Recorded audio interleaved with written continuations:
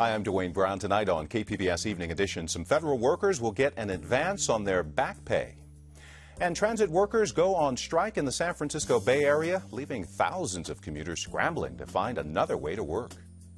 I'm Peggy Pico. Also ahead, our extended profiles of top mayoral candidates continues with what Kevin Faulconer says about his past, present, and future. And in our Follow the Money report, how San Diego County's GOP avoids campaign contribution limits. Zounds and Gadzooks, knights in shining armor take to the field of honor in Poway? KPBS Evening Edition starts now.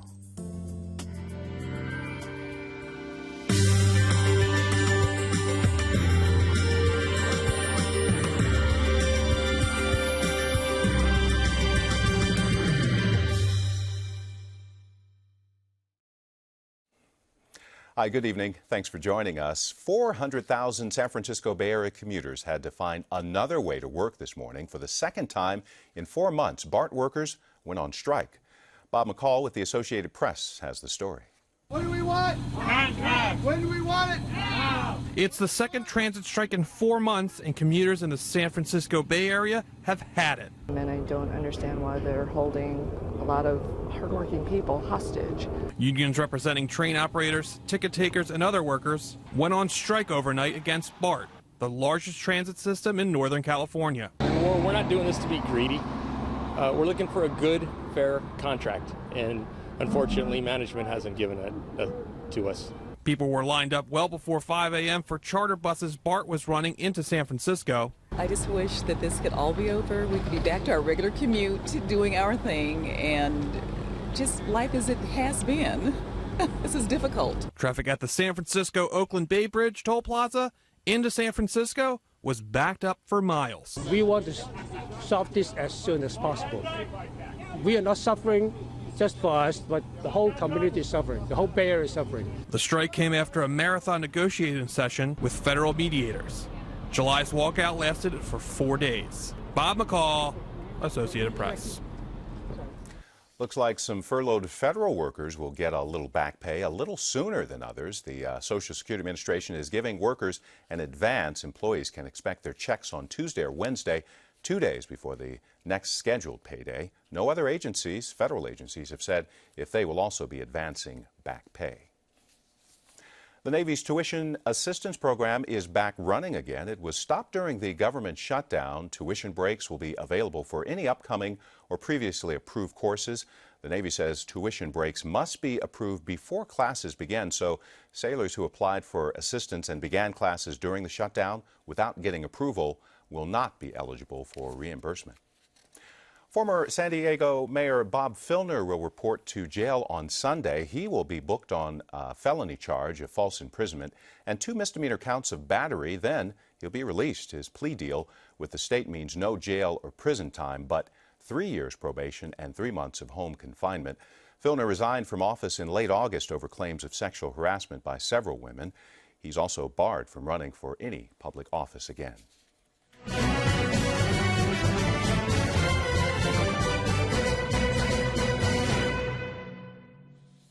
Tonight, we continue our series, Follow the Money, looking at campaign finances in the race to replace Filner.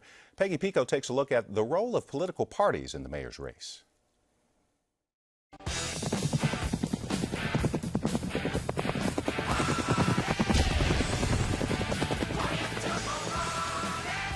With just a month remaining until San Diego voters head to the polls and elect a new mayor, candidates and other political players step up their efforts in the race for cash. Joe Yardy with KPBS media partner iNewsSource continues to track the money. He's here tonight to tell us about an unusual path the county Republican Party is using to get the word out about their candidate, Kevin Faulconer. Joe, welcome back. Hi, Peggy. Hi. Well, let's jump right into this. Specifically, what is the county GOP doing? Well, the San Diego County Republican Party has, since September 14th, spent about $72,000 on what are called member communications expenditures. These are things like direct mail or pamphlets sent specifically to registered Republicans in the county. And they're doing this in coordination with Kevin Faulconer's mayoral campaign. This is allowed so that political parties, labor unions, and other membership-driven organizations can communicate their political priorities with their membership. Almost any political committee can spend money to support a candidate as long as they disclose, correct, what they're doing and abide by any contribution limits. So how are these rules around member communications, as you were just talking about, different? The difference is that most political committees cannot coordinate their spending with political candidates. And most of the time, in fact, almost none of the time, can they actually donate to candidates' campaigns. Now, political parties can donate to candidate campaigns, but they can't give more than $20,000 in a single election. Now, member communications get around even that limit. They're in something of a campaign finance no man's land. They can coordinate these with the candidates' campaigns, and they don't have to abide by that $20,000 limit that applies to most forms of communication. Give us a specific example so we can kind of see this for ourselves from the county GOP as far as the money being spent. Okay.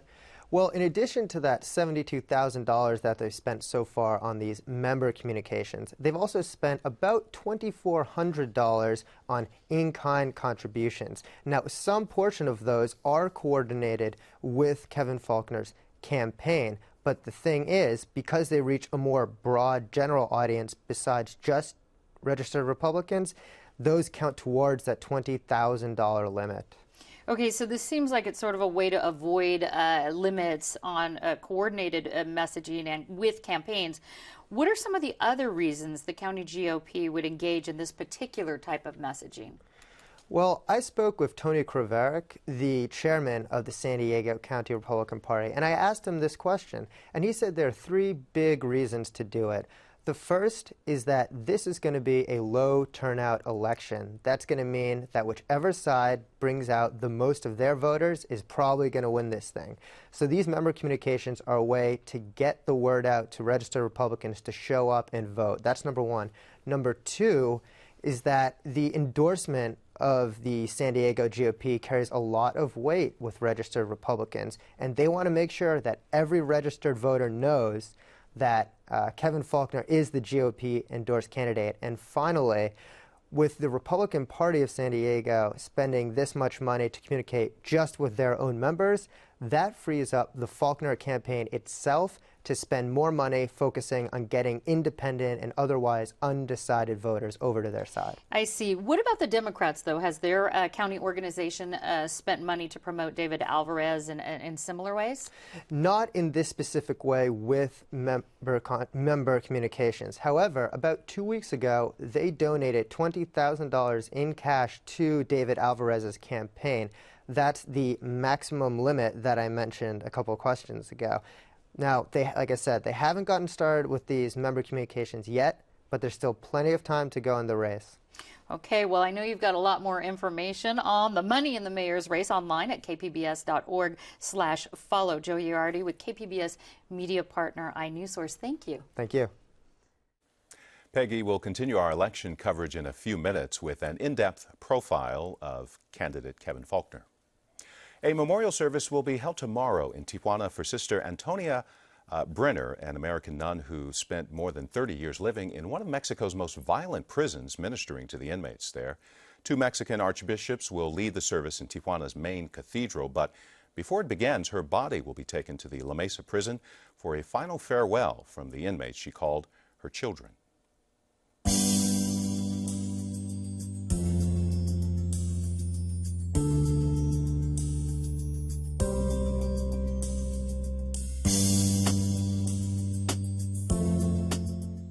California's public utilities, including San Diego Gas and Electric, will now have to buy enough storage capacity to power nearly 1 million homes by 2020. The State Public Utility Commission says the increase is a step in supporting grid reliability. Experts say more storage capacity will help harness renewable energy and prevent service disruptions. The collapse of the housing market left thousands of California homeowners underwater, owing more on their mortgages than their homes are worth. One Bay Area city is pushing a plan to use eminent domain to seize those mortgages and help homeowners at risk of foreclosure. But as Terry Che of the Associated Press reports, some say the plan is illegal and could hurt the economy. Patricia Castillo and her husband are struggling to pay for their home, now worth a fraction of what they bought it for 7 years ago. I feel like we were kind of ripped off in a way. If they probably know that we couldn't afford it, they should have told us. In Richmond, as in other hard-hit communities across the country, more than half of homeowners owe more in their mortgages than what their homes are worth. That's led to a wave of foreclosures that have hurt home values and left neighborhoods with increased blight and crime. Wall Street banks really got us into this crisis with their reckless and greedy lending practices, and it's really had a devastating impact on Richmond's neighborhoods. City leaders are now pushing a controversial plan to help underwater homeowners. They want to use the power of eminent domain to seize mortgages from banks and lower the amount owners owe on their homes. It's a fix that we have to step in to provide, because otherwise the city of Richmond and cities like Richmond will continue to see the impact of the housing crisis. But banks and realtors are aggressively fighting the plan, which they say amounts to stealing. And the consequences would be an increased cost in terms of mortgage financing and also a devaluation of properties within the city of Richmond. I believe it will cause the value of properties to decline.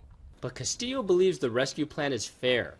The banks get bailed out. How come the homeowners don't get bailed out? A sentiment that many struggling homeowners share. Terry Che, Associated Press, Richmond, California. The government shutdown ends for now, and former Mayor Filner pleads guilty to a felony. I'm Mark Sauer. Join us for these stories and more on the Roundtable tonight at 8:30 on KPBS. Kids in San Diego County are using illegal drugs longer and at an earlier age than ever before, and the county health agency is partnering with several rehab programs to provide free drug testing for teens. The McAllister Institute is one of them and has been helping folks overcome addiction for 37 years. 7,912. 8,518. 6291. 8,406 days. 5,048 clean days. These are the voices of people who have successfully gone through substance abuse treatment at the McAllister Institute in San Diego. Its founder, Jean McAllister, was hooked on alcohol at an early age and has been sober for more than 50 years. She says her program is all about helping adults and children reconnect to family and reality. She recalls a family intervention after her own grandson started smoking pot and selling it to pay for his habit. Even though he hated us for a few minutes or hours or days, today he appreciates what we did, and that's what you have to do as a parent. A lot of the times what we see at drug treatment is that the parents are so devastated because when it comes to a head, they've been lied to a lot longer than they thought they'd been lied to. Patrick Foley counsels kids as young as 12 and says drinking, smoking pot, and taking prescription drugs from their parents is on the rise, and it's being used for longer periods of time. The county is covering the cost of these free drug screenings. McAllister says putting restrictions on kids works, and it's okay to play the bad guy like she did for her pot-smoking grandson. Today, he's graduated from one of the best colleges in the country, George Washington University. He's an attorney, and he says, thank you for helping me through that period. For more information about free drug testing for teenagers, call 211. The McAllister Institute says they work on a sliding scale basis and won't turn any family away, regardless of their ability to pay for counseling.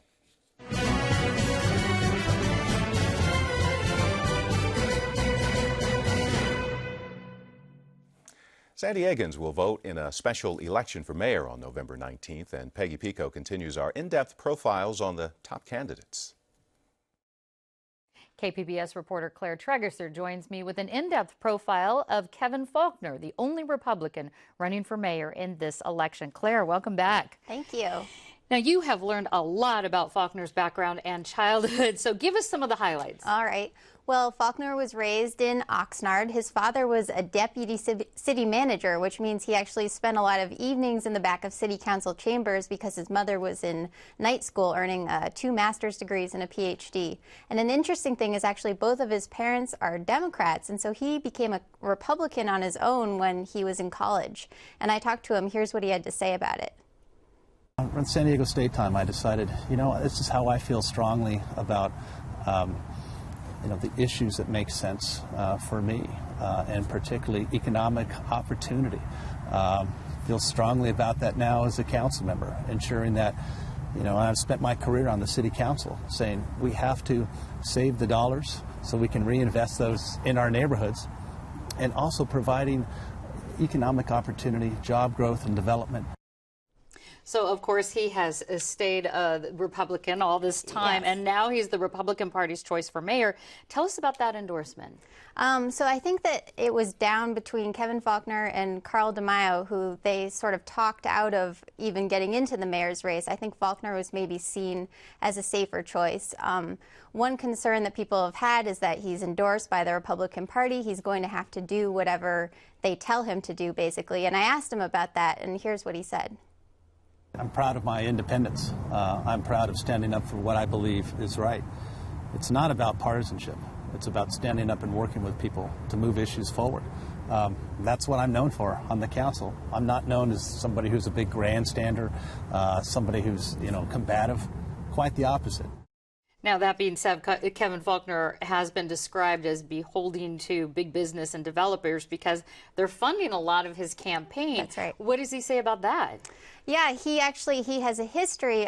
He worked in public relations before he ran for city council, and he worked on 3 main projects, which were Sharps Grossmont Hospital, the second convention center expansion, and the sports arena at SDSU, and those were expansions for all 3. But he says, he also supports small businesses, and he works really hard for the neighborhoods he represents as well, so he's not going to be beholden to big businesses.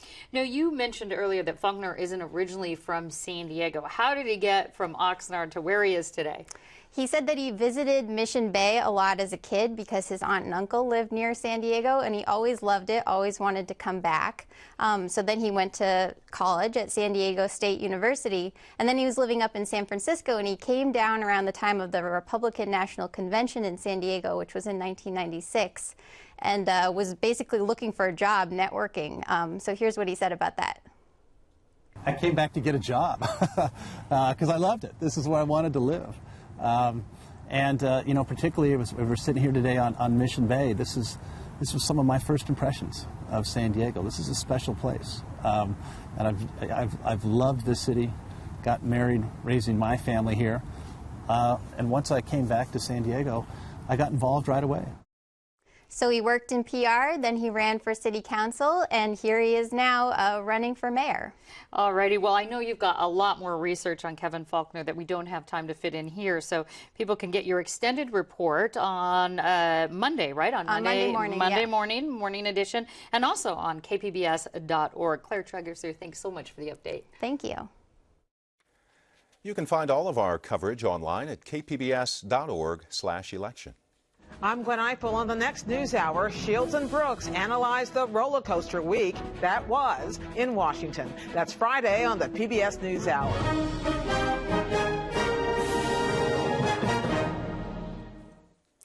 A follow-up tonight on a South Bay Nature Center needing a lot of financial help. The Living Coast Discovery Center we told you about last week needs to raise $200,000 by the end of the month, or it will have to shut down and send its animals to other organizations. Tonight, center officials tell us they've raised $180,000, much of it from anonymous donors. $200,000 will keep the center open for 12 months, offering more visitors a chance to get up close to the hundreds of plants and animals native to Southern California. By the way, the center says it still needs to work on a long-term funding plan. You may see some smoke and fire around Miramar tomorrow, but not to worry. The Marine Corps is planning a training exercise there for the Aircraft Rescue and Firefighting Unit. It's scheduled for tomorrow morning. And it's going to be a lovely looking weekend for San Diego with a mild Santa Ana warming things up. Morning clouds along the coast and a mix of sun and clouds by the afternoon. Temperatures in the 70s at the beaches. Sunny and warmer inland, mostly in the low 80s through Monday. Pleasant temperatures in the 70s for the mountain areas with plenty of sunshine, and the desert will see temperatures near 90 over the next few days.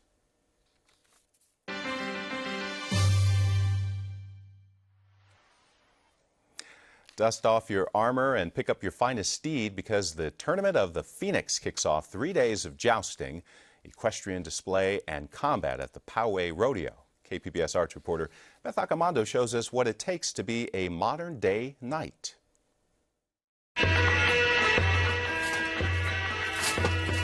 It's kind of like every kid's dream to be a knight. He's putting his visor down.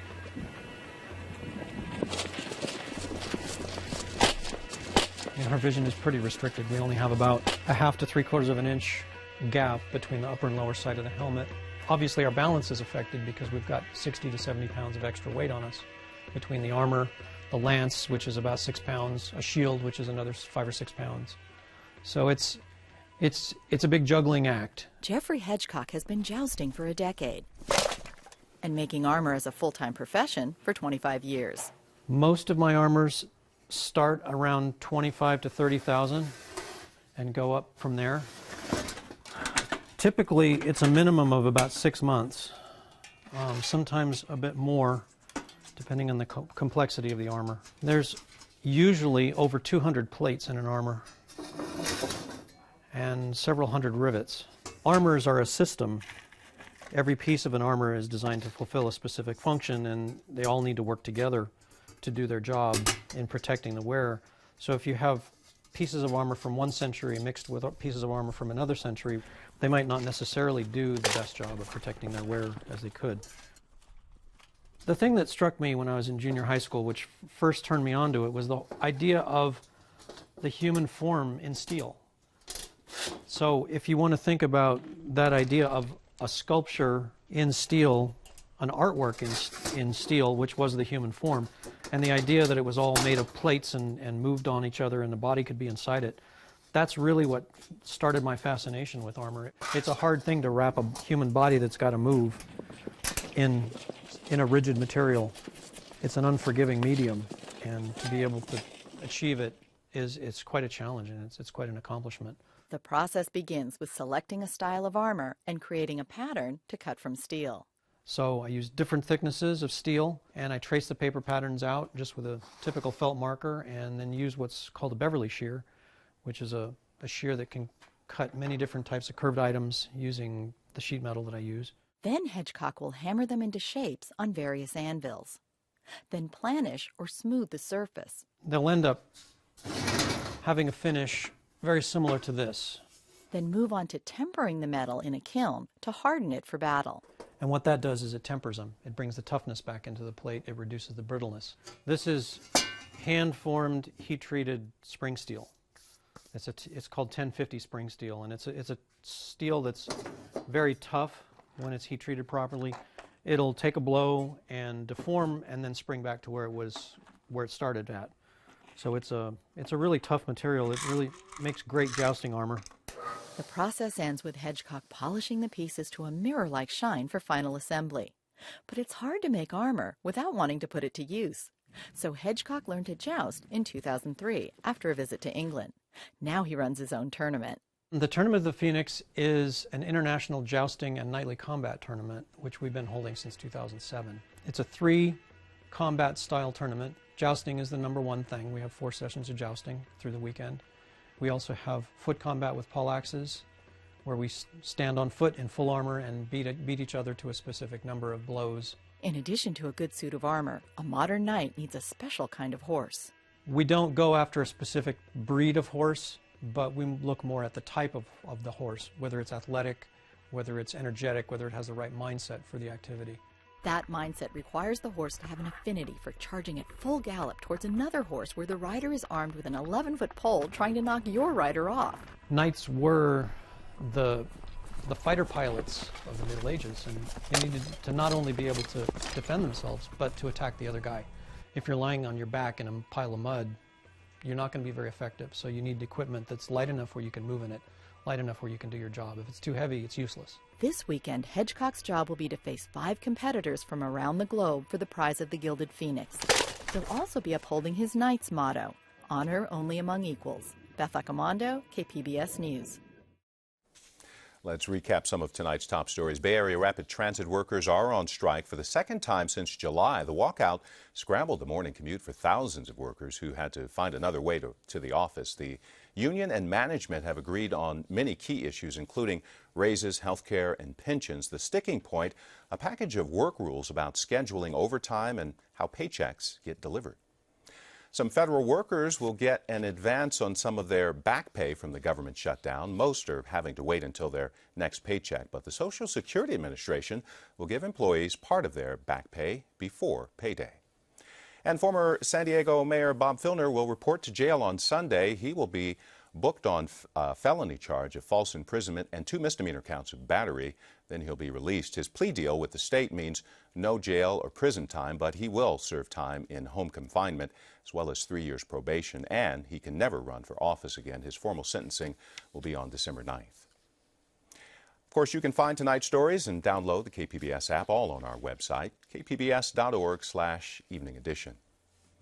Thanks for joining us. Have a great weekend. Good night.